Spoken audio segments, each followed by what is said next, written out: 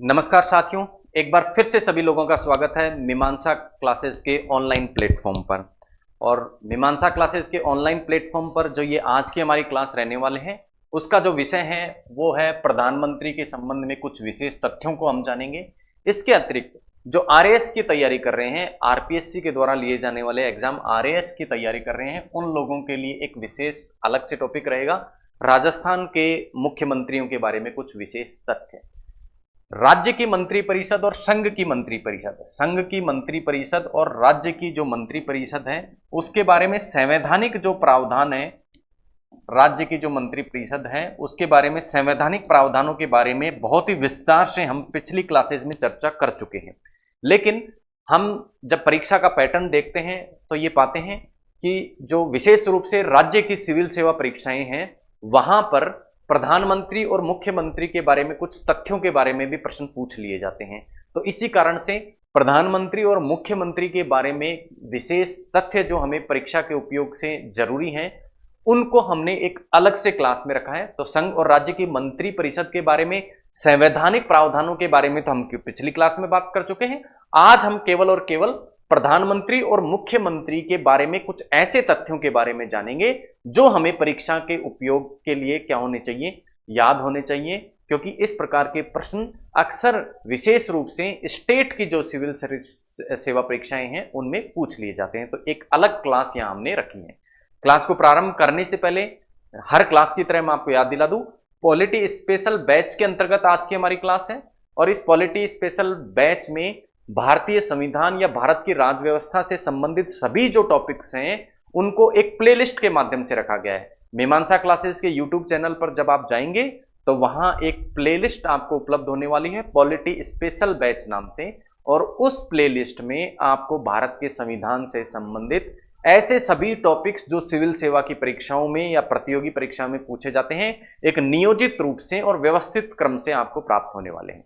तो आज की क्लास को स्टार्ट करते हैं। सबसे पहले हम बात करते हैं प्रधानमंत्रियों के बारे में और हम देखेंगे कि विभिन्न जो लोकसभाओं की अवधि रही है उसमें भारत के प्रधानमंत्री कौन कौन व्यक्ति रहे हैं। सबसे पहले बात हम करें पहली लोकसभा की। आप सभी लोगों को मालूम है भारत में जो पहला आम चुनाव हुआ था वो 1952 में हुआ था और 1952 के जो चुनाव हुए थे उसमें पहले प्रधानमंत्री के रूप में जवाहरलाल नेहरू को चुन लिया गया था। किसका चुनाव हुआ था? जवाहरलाल नेहरू को चुन लिया गया था। तो पहले प्रधानमंत्री या पहली लोकसभा की जो अवधि थी उसमें प्रधानमंत्री के रूप में कार्य किसने किया? जवाहरलाल नेहरू। जेएलएन का तात्पर्य यहाँ पे जवाहरलाल नेहरू। पहली लोकसभा की परिणामों के बारे में यदि हम बात करें तो प्रथम स्थान जो प्राप्त हुआ था वो किसको प्राप्त हुआ था? कांग्रेस को, और कांग्रेस की सरकार बनती है, जवाहरलाल नेहरू प्रधानमंत्री चुने जाते हैं। जबकि दूसरे स्थान पर कम्युनिस्ट पार्टी रहती है और तीसरे स्थान पर सोशलिस्ट पार्टी रहती है। प्रथम जो आम चुनाव होते हैं, पहली जो लोकसभा होती है उसमें। दूसरी लोकसभा की यदि हम बात करें तो दूसरी जो लोकसभा थी उसकी अवधि होती है 1957 से लेके 1962 तक। प्रधानमंत्री दूसरी लोकसभा की अवधि के दौरान भी कौन रहते हैं? जवाहरलाल नेहरू ही रहते हैं, क्योंकि कांग्रेस को इस चुनाव में भी बहुमत प्राप्त होता है। तीसरी लोकसभा जिसकी अवधि रहती है 1962 से लेके 1967 तक, उसमें भी जो बहुमत प्राप्त होता है वो किसको प्राप्त होता है? कांग्रेस को ही प्राप्त होता है। और कांग्रेस के जवाहरलाल नेहरू ही क्या रहते हैं? तीसरी लोकसभा के प्रारंभ में जब चुनाव का नतीजा आता है तो क्या चुने जाते हैं? प्रधानमंत्री चुने जाते हैं। लेकिन जवाहरलाल नेहरू की मृत्यु हो जाने के बाद जो तीसरी लोकसभा अवधि है उस अवधि के दौरान हमें दो अन्य व्यक्ति भी प्रधानमंत्री के रूप में देखने को मिलते हैं। एक होता है, सबसे पहले जब जवाहरलाल नेहरू की मृत्यु हो जाती है तो जवाहरलाल नेहरू की मृत्यु होते ही कार्यवाहक प्रधानमंत्री के रूप में गुलजारी लाल नंदा को नियुक्त किया जाता है। तो जवाहरलाल नेहरू की मृत्यु के पश्चात तीसरी लोकसभा की अवधि के दौरान गुलजारी लाल नंदा क्या करते हैं? प्रधानमंत्री के रूप में कार्य करते हैं। और उसके बाद लाल बहादुर शास्त्री, एलबीएस तात्पर्य लाल बहादुर शास्त्री को प्रधानमंत्री नियुक्त कर दिया जाता है। लेकिन आप सबको ज्ञात होगा कि ताशकंद में लाल बहादुर शास्त्री की भी क्या हो जाती है? असामयिक क्या हो जाती है? मृत्यु हो जाती है, आकस्मिक रूप से मृत्यु हो जाती है। तो अब पुनः गुलजारी लाल नंदा को क्या किया जाता है? प्रधानमंत्री नियुक्त कर दिया जाता है। तो इस प्रकार तीसरी जो लोकसभा है उस अवधि में भारत को 3 व्यक्ति प्रधानमंत्री के रूप में देखने को मिलते हैं। जवाहरलाल नेहरू, उनकी मृत्यु पर गुलजारी लाल नंदा, फिर लाल बहादुर शास्त्री और पुनः उनकी मृत्यु पर हमें गुलजारी लाल नंदा प्रधानमंत्री के रूप में देखने को मिलते हैं। फिर चुनाव होते हैं 1967 में चौथी लोकसभा के, और चौथी लोकसभा की जो अवधि है उस संपूर्ण अवधि में प्रधानमंत्री के रूप में कार्य करती हैं इंदिरा गांधी जी। पांचवी लोकसभा के चुनाव होते हैं 1971 में पुणे, और आप सभी लोगों को मालूम है कि पांचवी जो लोकसभा थी उसकी अवधि को इमरजेंसी के कारण 1977 तक बढ़ाया गया था। आपको पता है कि लोकसभा की अवधि कितनी होती है 1971 से लेके 5 साल कितनी होनी चाहिए थी, 1971 से लेके इसको कितना होना चाहिए था 1976 तक, लेकिन अवधि इसकी रही 1977 तक, क्योंकि 1975 में हमारे देश में इमरजेंसी लग गई थी, और इमरजेंसी में लोकसभा की अवधि को क्या किया जा सकता है, बढ़ाया जा सकता है। और इस अवधि के दौरान पुनः जो प्रधानमंत्री रही वो कौन रही, इंदिरा गांधी रही। एक बार फिर से देख लेते हैं। पहली जो लोकसभा थी उसके दौरान प्रधानमंत्री जवाहरलाल नेहरू, दूसरी लोकसभा की अवधि के दौरान भी जवाहरलाल नेहरू, तीसरी लोकसभा में 3 प्रधानमंत्री हमें देखने को मिले, कौन कौन, जवाहरलाल नेहरू, गुलजारी लाल नंदा और लाल बहादुर शास्त्री। जबकि चौथी और पांचवी जो लोकसभा थी उस अवधि के दौरान प्रधानमंत्री के रूप में कार्य कौन करती हैं, श्रीमती इंदिरा गांधी यहां प्रधानमंत्री के रूप में कार्य करती हैं। उसके बाद आती है छठवीं लोकसभा के चुनाव। 1977 में चुनाव होते हैं, और 1977 में चुनाव होने के पश्चात जो प्रधानमंत्री के रूप में चुने जाते हैं वे थे मोरारजी देसाई। अर्थात अब जो मोरारजी देसाई प्रधानमंत्री के रूप में चुने जाते हैं वो प्रधानमंत्री के रूप में इस लोकसभा की अवधि के पूरे समय पर कार्यरत नहीं रहते हैं, और एक और प्रधानमंत्री छठवीं लोकसभा जिसकी अवधि मात्र 3 साल थी, और इस 3 वर्ष की अवधि में ही 2 प्रधानमंत्री भारत को देखने को मिलते हैं। पहले कौन थे, मोरारजी देसाई। मोरारजी देसाई जो है इन पर सहमति नहीं बनती है, इनसे क्या लिया जाता है, वापस लिया जाता है। इनसे जो इनको जो सदन में बहुमत दिया गया था वो वापस ले लिया जाता है, और अब चौधरी चरण सिंह हमें प्रधानमंत्री के रूप में देखने को मिलते हैं। कुछ पॉलिटिकल पार्टियों द्वारा जो समर्थन मोरारजी देसाई को दिया गया था वो वापस लेने के कारण अब ये प्रधानमंत्री पद पर नहीं रहते हैं, और इनकी जगह चौधरी चरण सिंह अब प्रधानमंत्री के पद पर कार्य करते हैं। फिर पुनः 7वीं लोकसभा के जब चुनाव होते हैं तो पुनः बहुमत किसको प्राप्त होता है, कांग्रेस को प्राप्त होता है, और पूरी विधानसभा की जो अवधि है पूरी लोकसभा की जो अवधि है 1980 से लेके 84 जो कि 7वीं लोकसभा की अवधि रहती है, उस अवधि में श्रीमती इंदिरा गांधी किसके रूप में कार्य करती हैं, प्रधानमंत्री के रूप में कार्यरत रहती हैं। जो 7वीं लोकसभा थी उसकी जो अवधि थी 1985 तक होनी चाहिए थी, 1980 से लेके 5 वर्ष 1985 में होने चाहिए थे, लेकिन समय से पूर्व ही इसको क्या कर दिया जाता है, विघटित कर दिया जाता है। पुनः 1984 में 8वीं लोकसभा के लिए चुनाव होते हैं, और इस बार श्रीमती इंदिरा गांधी की क्या हो जाती है, मृत्यु हो जाती है, और मृत्यु हो जाने के कारण अब प्रधानमंत्री के रूप में उनके सुपुत्र राजीव गांधी शपथ लेते हैं। तो इस प्रकार से 8वीं लोकसभा की अवधि के दौरान भारत के प्रधानमंत्री कौन रहते हैं, श्रीमान राजीव गांधी रहते हैं। उसके बाद 9वीं लोकसभा के चुनाव 1989 में होते हैं, और आप देखेंगे कि केवल 2 वर्ष ही यहाँ क्या कर जाती है, इस लोकसभा की अवधि रहती है, और इस 2 वर्ष की अवधि में भी 2 प्रधानमंत्री हमें को देखने को मिलते हैं, एक तो वीपी सिंह और एक चंद्रशेखर। तो पहली से लेके 9वीं लोकसभा के चुनाव में एक बात हमें देखने को मिली है यहाँ पर, यदि हम एक पैटर्न को देखें तो जब जब कांग्रेस को स्पष्ट बहुमत मिला, या कांग्रेस राजनीतिक दल जो कांग्रेस है उससे यदि कोई व्यक्ति प्रधानमंत्री रहा, तो लोकसभा ने पूरी अवधि के दौरान अपना कार्य किया, और पूरी लोकसभा अवधि के दौरान प्रधानमंत्री के रूप में वही व्यक्ति कार्य करता रहा। लेकिन जब कोई गैर कांग्रेसी व्यक्ति क्या बनता है, प्रधानमंत्री बनता है, तो हम पाएंगे कि वो पूरी लोकसभा के कार्यकाल तक कार्य नहीं कर पाया, और इसका कारण था कुछ राजनीतिक उठापटक। उसके बारे में अलग से क्लास में हम बात करेंगे, लेकिन फिलहाल के लिए हम प्रधानमंत्रियों के बारे में कुछ तथ्यों के बारे में बात कर रही हैं, तो उसी संदर्भ में अपनी बातचीत को हम सीमित रखने वाले हैं। 10वीं लोकसभा के चुनाव होते हैं 1991 में, और पुनः कांग्रेस को यहाँ बहुमत प्राप्त होता है, और कांग्रेस के जो नेता हैं पीवी नरसिम्हा राव, अब वो पूरी इस अवधि के दौरान किसके रूप में कार्य करते हैं, प्रधानमंत्री के रूप में कार्य करते हैं। और इसके बाद जो जारी होता है, जो कि मोरारजी देसाई के समय से चालू हुआ था और यहाँ स्पष्ट छाप हमें देखने को मिलती है। गठबंधन सरकारों का दौर जो है वो चालू होता है।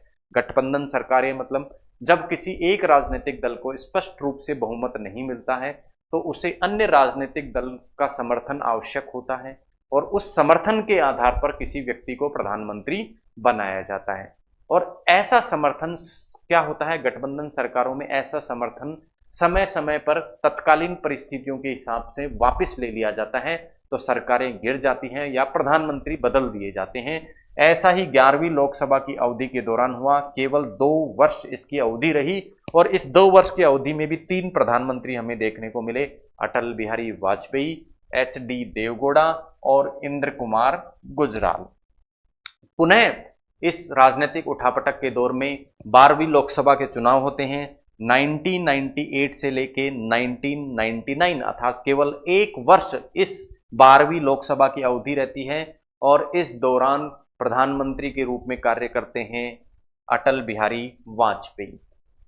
13वीं लोकसभा के पुनः चुनाव होते हैं 1999 में और 1999 से लेके 2004 तक।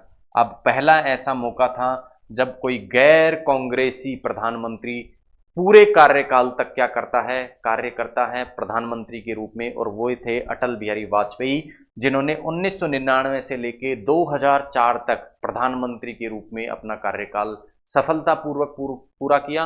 पुनः 2004 में चुनाव होते हैं। अब बीजेपी को यहाँ शिकस्त मिलती है और पुनः कांग्रेस यहाँ बहुमत प्राप्त करती है और जो अवधि रहती है लोकसभा की, 14वीं लोकसभा की, वो रहती है 2004 से लेके 2009 तक। और इस 14वीं लोकसभा की अवधि के दौरान जो प्रधानमंत्री रहते हैं वो रहते हैं कांग्रेस के मनमोहन सिंह। तो इस प्रकार 14वीं लोकसभा जो होती है उस तक प्रधानमंत्री के रूप में जो नियुक्त व्यक्ति हैं उनके बारे में हमने चर्चा की, उनको हमने देखा और ये पाया कि पहला मौका 13वीं लोकसभा के अंतर्गत आता है जब कोई गैर कांग्रेसी व्यक्ति क्या करता है, प्रधानमंत्री के रूप में अपने कार्यकाल को पूरा करता है और वो होते हैं अटल बिहारी वाजपेयी। उसके बाद 15वीं लोकसभा के चुनाव होते हैं 2009 में और पुनः कांग्रेस को ही बहुमत प्राप्त होता है और एक बार फिर से मनमोहन सिंह भारत के क्या बनते हैं, प्रधानमंत्री बनते हैं। अगला जो चुनाव होता है 16वीं लोकसभा के लिए 2014 में होता है और अब यहाँ बहुत करारी शिकस्त कांग्रेस को देखने को मिलती है और बीजेपी मेजॉरिटी के साथ में, बहुमत के साथ में केंद्र में अपनी सरकार बनाती है और प्रधानमंत्री के रूप में नियुक्त किए जाते हैं श्रीमान नरेंद्र मोदी, जो कि पुनः 17वीं लोकसभा में भी चुनाव जीतते हैं। बीजेपी पुनः चुनाव जीतती है और 2019 से लेके अब तक प्रधानमंत्री के रूप में कार्यरत हैं नरेंद्र मोदी जी। तो ये थे विभिन्न लोकसभा की अवधियां और उस दौरान कौन कौन प्रधानमंत्री के रूप में कार्यरत रहे। इससे कई बार परीक्षा में प्रश्न पूछ लिए जाते हैं, तो आपको मोटा मोटी ध्यान रखना है कि किस लोकसभा अवधि में किस व्यक्ति ने प्रधानमंत्री के रूप में कार्य किया था। कुछ और तथ्यों के बारे में यदि हम बात करें तो प्रधानमंत्री की जो हमारे भारत सरकार में प्रधानमंत्री जो होता है उसका पद बड़ा शक्तिशाली होता है, क्योंकि संसदीय शासन व्यवस्था भारत में अपनाई गई है। संसदीय शासन व्यवस्था क्या होती है, इसे जब हम भारतीय संविधान की विशेषताओं के बारे में बात करेंगे तब अलग से देखने वाले हैं, लेकिन इतना आपको ध्यान रखना है कि संसदीय शासन व्यवस्था में जो सारी शक्तियां होती हैं वो किस में केंद्रित होती हैं, प्रधानमंत्री में केंद्रित होती हैं। इसीलिए प्रधानमंत्री बड़ा शक्तिशाली हो जाता है। जैसे ब्रिटेन और भारत में प्रधानमंत्री का पद बड़ा क्या है, शक्तिशाली है, ऐसे ही जहां जहां जिस जिस देश में संसदीय शासन व्यवस्थाएं अपनाई गई हैं वहां राष्ट्रपति का पद, वहां प्रधानमंत्री का पद बड़ा ही महत्वपूर्ण और बड़ा ही शक्तिशाली हो जाता है। तो इसी के कारण कुछ विद्वानों द्वारा कुछ फेमस कथन, कुछ प्रसिद्ध कथन प्रधानमंत्री के बारे में कहे गए हैं। इनमें से जैसे अंबेडकर जो है उसने भारत के राष्ट्रपति की तुलना यूएस या अमेरिका के राष्ट्रपति से की है। क्यों? क्योंकि अमेरिका में किस प्रकार की शासन प्रणाली है, अध्यक्षीय शासन प्रणाली है, और अध्यक्षीय शासन प्रणाली में राष्ट्रपति को सारी शक्तियां क्या होती हैं, केंद्रित होती हैं।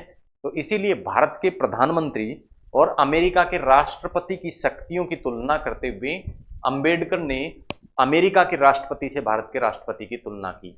जबकि लॉर्ड जो मर्ले थे उन्होंने प्रधानमंत्री को क्या की स्टोन के रूप में परिभाषित किया, सबसे प्रमुख व्यक्ति के रूप में परिभाषित किया। जेनिंग ने प्रधानमंत्री के बारे में क्या कहा कि प्रधानमंत्री की स्टोन होता है, सभी सड़कें प्रधानमंत्री की ओर जाती हैं, अर्थात सारी की सारी शक्तियां किसमें केंद्रित रहती हैं, प्रधानमंत्री में केंद्रित रहती हैं। इसके अलावा कहा गया कि पीएम सूर्य की तरह चमकता है जिसके चारों ओर सारे ग्रह चक्कर लगाते हैं। तो इस प्रकार से सारे के सारे जो कथन हैं वो किस ओर इशारा करते हैं कि प्रधानमंत्री के पास में कितनी शक्तियां हैं।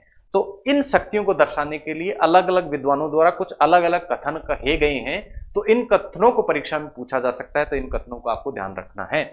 इसी प्रकार मुनरो ने प्रधानमंत्री को जहाज का कप्तान कहा, रामसे मूर ने प्रधानमंत्री को जहाज का चालक कहा, और लॉस्की ने कहा कि प्रधानमंत्री मंत्रिमंडल का केंद्र होता है और मंत्रिमंडल का जीवन और मृत्यु दोनों ही किस पर निर्भर करती हैं, प्रधानमंत्री पर निर्भर करता है। तो प्रधानमंत्री के पद की शक्तियां और महत्व को दर्शाने वाले ये कुछ प्रमुख कथन कुछ प्रमुख विद्वानों द्वारा कहे गए। कुछ और तथ्यों की यदि हम बात करें प्रधानमंत्री के संदर्भ में, तो ऐसे प्रधानमंत्री जिनके अपने पद पर रहते हुए मृत्यु हुई वे कौन कौन थे, जवाहरलाल नेहरू, लाल बहादुर शास्त्री और इंदिरा गांधी। ये तीन प्रधानमंत्री ऐसे थे जिनके अपने पद पर रहते हुए क्या हुई थी, मृत्यु हुई थी। इसके अलावा कार्यवाहक प्रधानमंत्री के रूप में गुलजारी लाल नंदा ने कार्य किया 2 बार, एक बार जवाहरलाल नेहरू की मृत्यु के पश्चात और एक लाल बहादुर शास्त्री की मृत्यु के पश्चात। सबसे कम समय तक प्रधानमंत्री रहने का रिकॉर्ड किसके नाम है, अटल बिहारी वाजपेयी के नाम, जो केवल 13 दिन तक क्या रहे थे, प्रधानमंत्री के रूप में कहे रहे थे, फिर इनकी सरकार गिर गई थी। लगातार 2 कार्यकाल की यदि हम बात करें तो लगातार 2 कार्यकाल किसका रहे हैं, मनमोहन सिंह जी लगातार 2 कार्यकाल तक प्रधानमंत्री रहे हैं, जबकि 3 कार्यकाल तक प्रधानमंत्री रहने की यदि हम बात करें तो 3 बार प्रधानमंत्री कौन कौन व्यक्ति रहे हैं, जवाहरलाल नेहरू 3 बार प्रधानमंत्री रहे, इसी प्रकार इंदिरा गांधी 3 बार प्रधानमंत्री रही और अटल बिहारी वाजपेयी भी 3 बार प्रधानमंत्री रहे। लेकिन इन तीनों व्यक्तियों में से केवल एक व्यक्ति कौन, श्रीमान जवाहरलाल नेहरू क्या रहे, लगातार 3 कार्यकाल तक 3 बार ये प्रधानमंत्री रहे और तीनों ही बार ये लगातार प्रधानमंत्री रहे। जबकि अटल बिहारी वाजपेयी और इंदिरा गांधी 3 बार प्रधानमंत्री तो रहे लेकिन लगातार नहीं रहे, अलग अलग कार्यकालों में रहे, बीच में अन्य प्रधानमंत्री भी हमें देखने को मिला इनके 3 कार्यकालों के बीच में। ये थे प्रधानमंत्री के बारे में कुछ प्रमुख तथ्य। अब हम बात करने वाले हैं विशेष रूप से आरएएस के विद्यार्थियों के लिए, और आरएएस की परीक्षा में इस प्रकार के प्रश्न हमें देखने को मिलते हैं कि प्रवृत्ति रही है कि राजस्थान के इतिहास में से प्रधानमंत्रियों के बारे में पूछा जाता है। तो आइए देखते हैं इतिहास में राजस्थान के प्रधानमंत्री कौन कौन और कब कब रहे।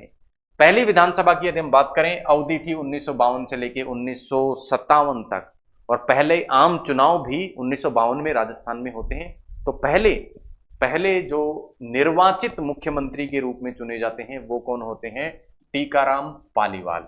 लेकिन टीकाराम पालीवाल पूरी विधानसभा की जो अवधि है 1952 से लेकर 57 तक, उसमें पूरी अवधि के दौरान मुख्यमंत्री के रूप में कार्य नहीं करते हैं, और बाद में इस अवधि में ही जवाहरलाल नेहरू और मोहनलाल सुखाड़िया मुख्यमंत्री के रूप में कार्य करते हैं। तो पहली जो हमारी विधानसभा थी उस अवधि के दौरान राजस्थान को 3 मुख्यमंत्री देखने को मिले, टीकाराम पालीवाल, जयनारायण व्यास और मोहनलाल सुखाड़िया। एमएलएस का तात्पर्य है मोहनलाल सुखाड़िया। उसके बाद दूसरी विधानसभा अवधि 1957 से लेकर 1962, कांग्रेस का बहुमत, मोहनलाल सुखाड़िया मुख्यमंत्री के रूप में। तीसरी विधानसभा 1962 से लेकर 1967 तक, पुनः कांग्रेस का बहुमत और मोहनलाल सुखाड़िया क्या रहे, मुख्यमंत्री के रूप में कार्य करते रहे। चौथी लोकसभा 1967 से लेकर 1972, पुनः मोहनलाल सुखाड़िया ही क्या रहते हैं, मुख्यमंत्री के रूप में कार्य करते हैं, लेकिन पूरी अवधि के दौरान नहीं कार्यरत रहते हैं, इनकी मृत्यु हो जाती है। और चौथी जो विधानसभा है उसमें एक और सीएम या मुख्यमंत्री राजस्थान को देखने को मिलता है, वे थे बरकतुल्ला खान, जो कि पहले अल्पसंख्यक मुस्लिम मुख्यमंत्री राजस्थान के रहते हैं। उसके बाद में 5वीं विधानसभा की यदि हम बात करें, अवधि होती है 1972 से लेकर 1977। बरकतुल्ला खान ही अब क्या करते हैं, पुनः मुख्यमंत्री के रूप में कार्य करते हैं, और इसके अतिरिक्त हरिदेव जोशी भी इस 5वीं विधानसभा की अवधि के दौरान मुख्यमंत्री के रूप में राजस्थान में कार्य करते हैं। तो पांचवी विधानसभा तक स्पष्ट रूप से हमें देखने को मिलता है कांग्रेस को बहुमत मिलता रहता है और कांग्रेसी व्यक्ति ही क्या करता रहता है, मुख्यमंत्री के रूप में राजस्थान में कार्यरत रहते हैं। फिर आती है छठी विधानसभा और छठी विधानसभा में पहली बार कोई गैर कांग्रेसी व्यक्ति राजस्थान में सीएम या मुख्यमंत्री के रूप में कार्य करता है और वे थे भैरव सिंह शेखावत। 3 वर्ष ही ये कार्य कर पाते हैं 1977 से लेके 1980 तक। उसके बाद राजस्थान में विधानसभा को क्या कर दिया जाता है, भंग कर दिया जाता है। पुनः 7वीं विधानसभा के चुनाव होते हैं, राजस्थान में कांग्रेस का बहुमत वापस से आता है और जगन्नाथ पहाड़िया अब मुख्यमंत्री के रूप में कार्यरत रहते हैं, मुख्यमंत्री के रूप में शपथ लेते हैं। लेकिन पूरे कार्यकाल तक जगन्नाथ पहाड़िया कार्य नहीं कर पाते हैं। 2 मुख्यमंत्री और देखने को मिलते हैं 7वीं विधानसभा के दौरान और वे थे शिवचरण माथुर और हीरालाल देवपुरा। बारी आती है 8वीं विधानसभा की अवधि की, 1985 से लेकर 1990 तक इसका कार्यकाल, और मुख्यमंत्री के रूप में कार्य करते हैं हरिदेव जोशी और शिवचरण माथुर। पुनः बीजेपी की सरकार 9वीं विधानसभा की अवधि के दौरान 1990 से लेकर 1992 में हमें देखने को मिलती है। 2 वर्ष ही सरकार चलती है और भैरव सिंह शेखावत यहाँ सीएम के रूप में शपथ लेते हैं।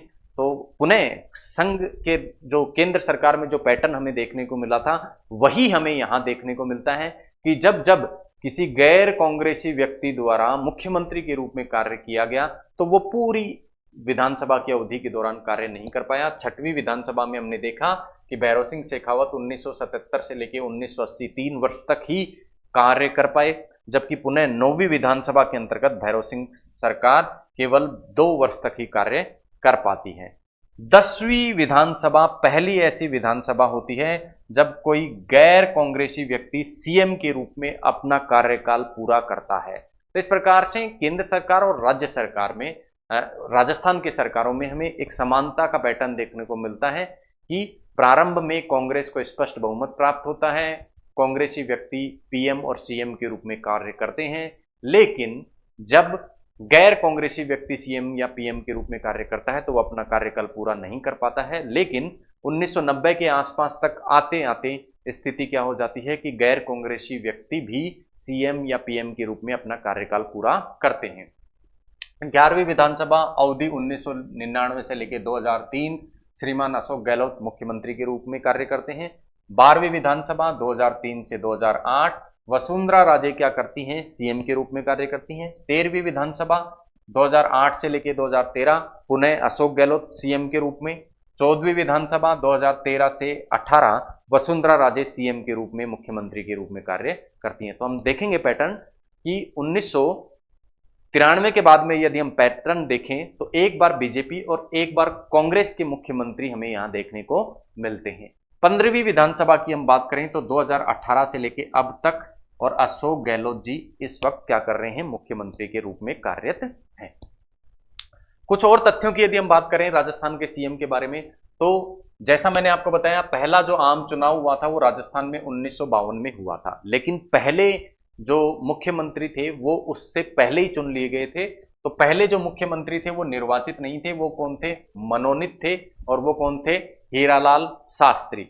हीरालाल शास्त्री पहले मनोनीत मुख्यमंत्री थे, लेकिन उनके अलावा भी 2 अन्य व्यक्तियों ने भी मनोनीत मुख्यमंत्री के रूप में राजस्थान में कार्य किया और वे थे CS वेंकटाचारी और जयनारायण व्यास। तो पहले मनोनीत मुख्यमंत्री हीरालाल शास्त्री, दूसरे ऐसे व्यक्ति CS वेंकटाचारी और तीसरे जयनारायण व्यास। उसके बाद प्रथम निर्वाचित मुख्यमंत्री की यदि हम बात करें तो हमने देखा था कि टीकाराम पालीवाल पहले निर्वाचित मुख्यमंत्री के रूप में राजस्थान में चुने जाते हैं। एकमात्र अल्पसंख्यक मुस्लिम मुख्यमंत्री के रूप में बरकतुल्ला खां चुने गए, बरकतुल्ला खां जो है वो नियुक्त किए गए थे।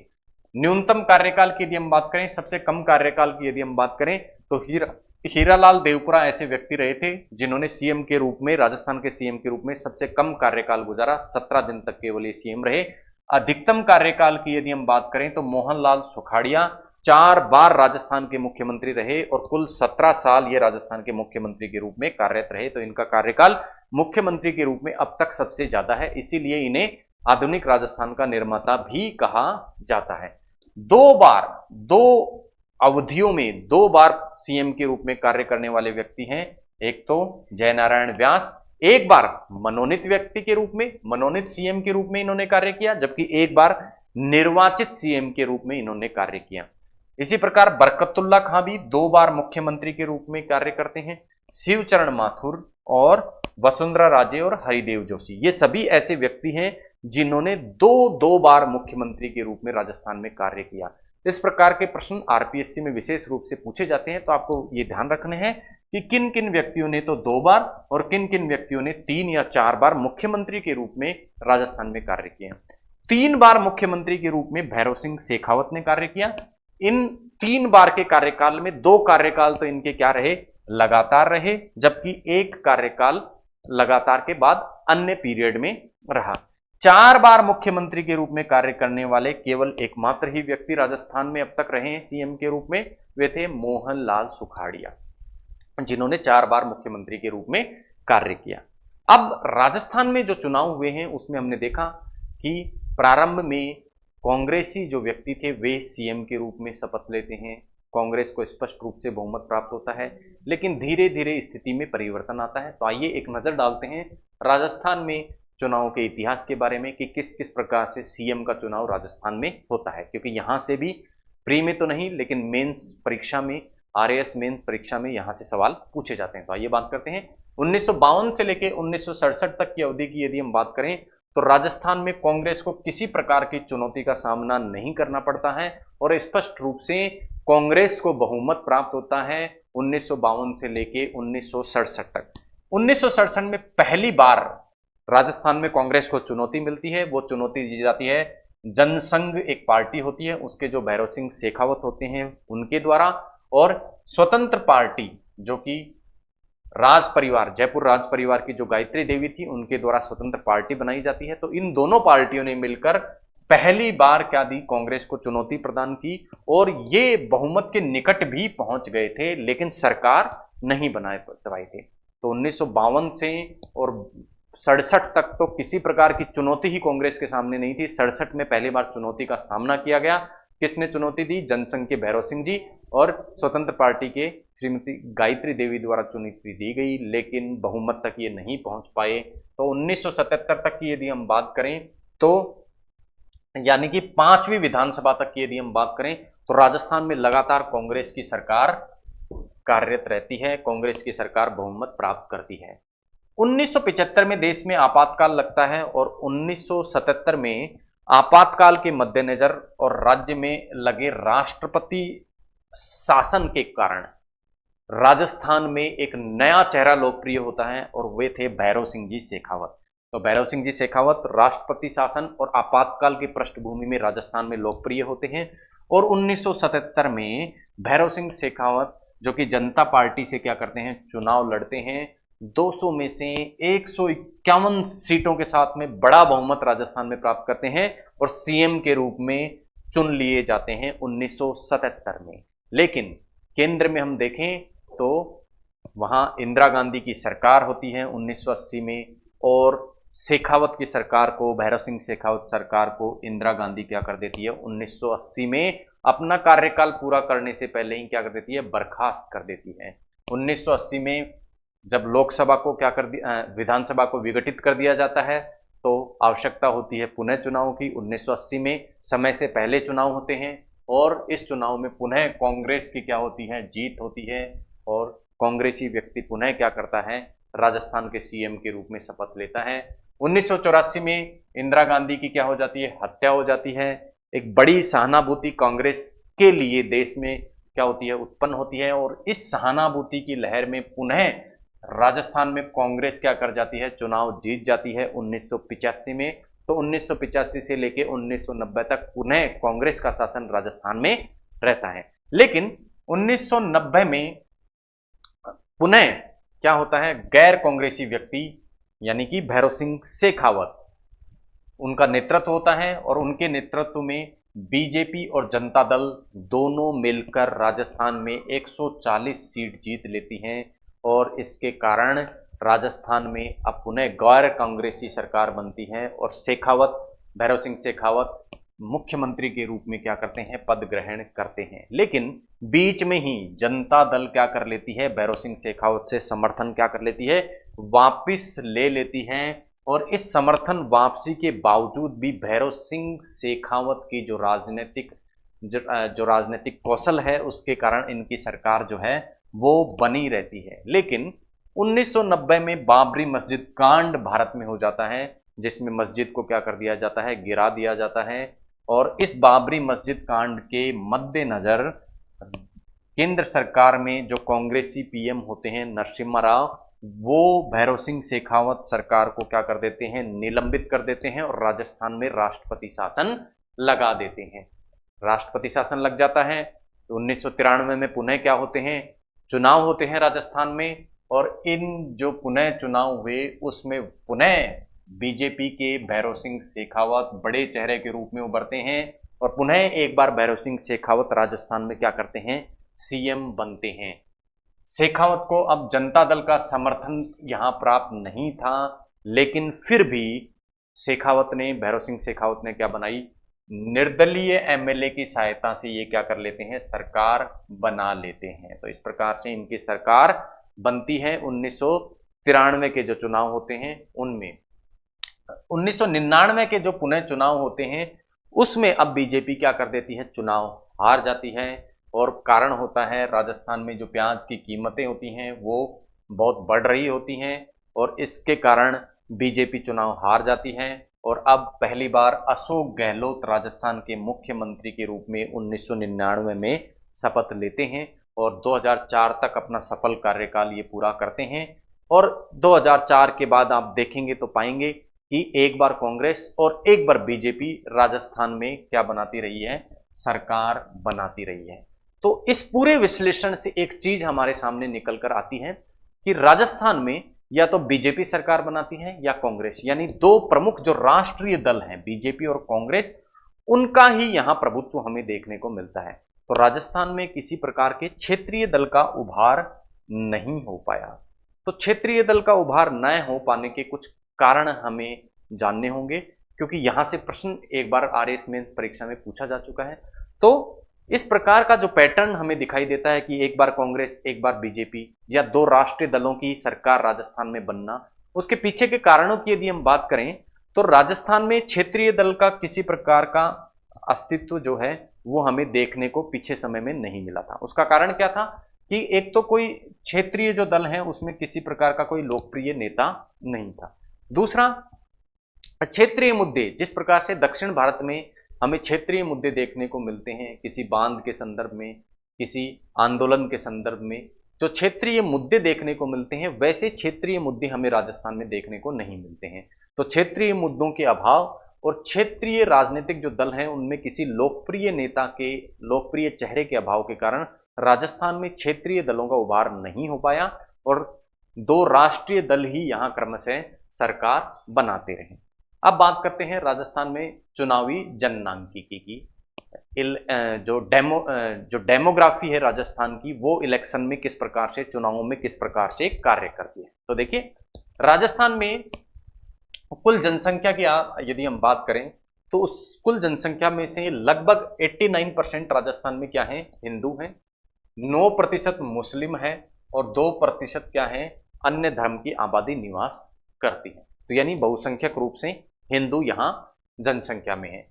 यदि हिंदुओं की जातियों की यदि हम बात करें तो इस कैटेगराइजेशन को यदि हम करें तो राजस्थान में लगभग 18% जाति अनुसूचित जाति की आबादी है, जबकि 31% अनुसूचित जनजाति की आबादी है।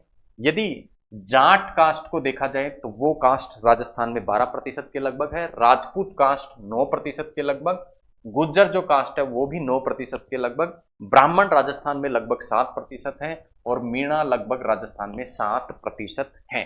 तो मेजोरिटी यदि हम कास्ट देखें तो जाट और राजपूत जो समाज है, जो कास्ट है, वो क्या है, एक मेजर कास्ट है, मेजर डेमोग्राफिक जो वो है कास्ट है, वो जाट और राजपूत राजस्थान में हमें देखने को मिलती है। तो पहली जो विधानसभा चुनकर आई उसमें इस जननांकी का स्पष्ट प्रभाव हमें देखने को मिला था और वो प्रभाव क्या था कि जो राजपूत एमएलए, राजपूत कास्ट से एमएलए चुनकर आए वो कितने थे पहली विधानसभा में? 54। उसके दो कारण थे।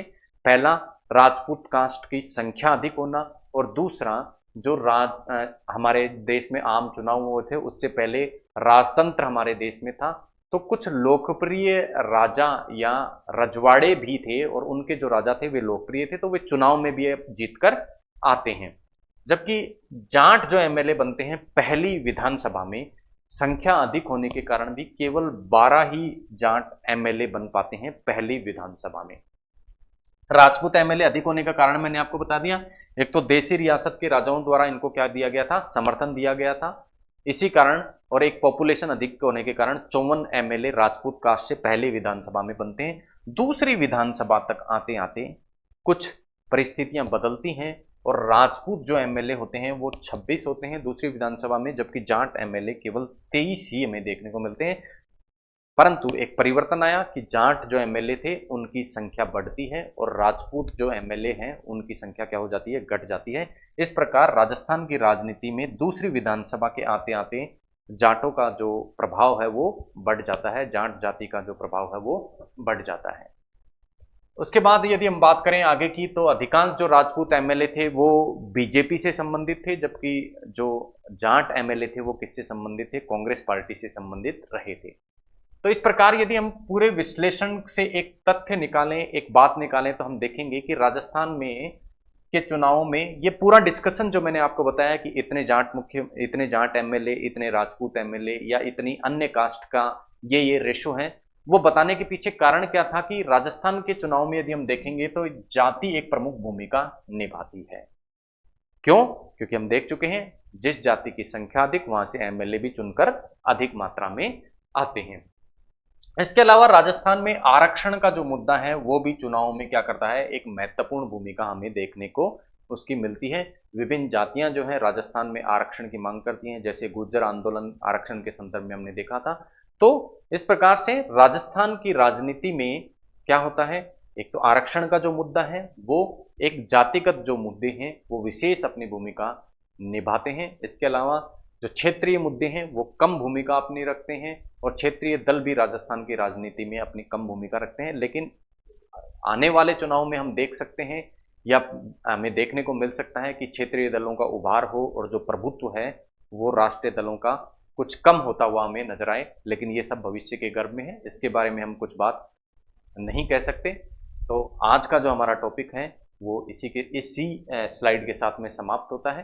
तो आज की क्लास में हमने बेहतर रूप से जाना कि किस प्रकार से पीएम और सीएम, जो विभिन्न समय काल में भारत के पीएम कौन रहे और सीएम कौन रहे और किन परिस्थितियों में के मद्देनजर ये प्रधानमंत्री और मुख्यमंत्रियों का बदलाव होता है।